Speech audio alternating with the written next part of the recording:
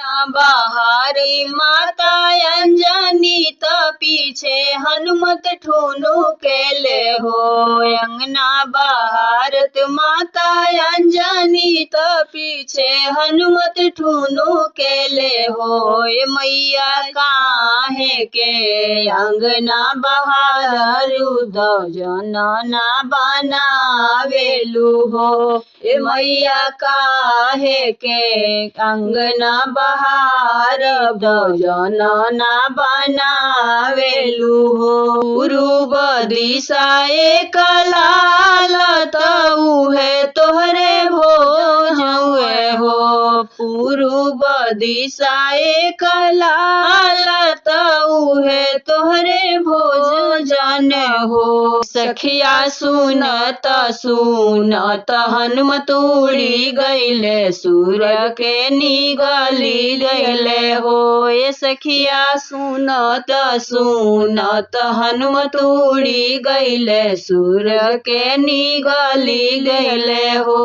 तीनहि लोक रोवे देवता महलिया में रानियानु हो।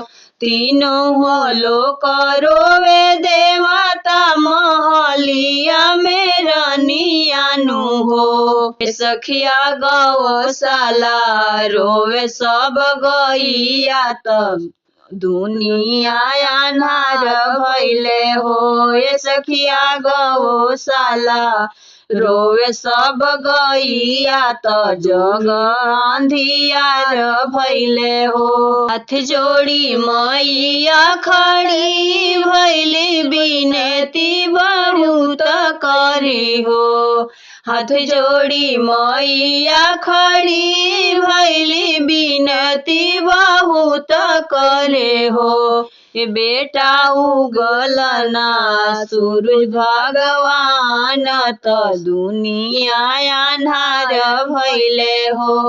बेटा उगलना सूरज भगवान त दुनिया अन्हार भइले हो। उगिलत हनुमत सूरज के उगिल लेनु हो। उगिलत हनुमत सूरज के उगिल लेनु हो।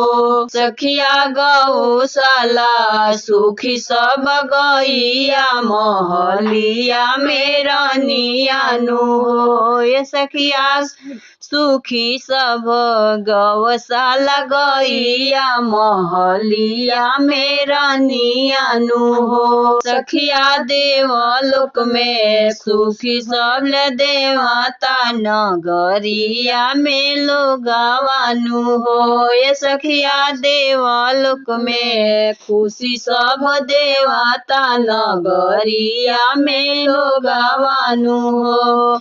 अंगना बहारी माता अंजनी तहछे हनुमत ठुनु केले हो। अंगना बहारी माता अंजनी त पीछे हनुमत ठुनु केले हो। मैया काहे के अंगना बहारी त भोजन ना बनावेलू हो। मैया काहे के अंगना बहारेलू त भोजन ना बनावेलू हो।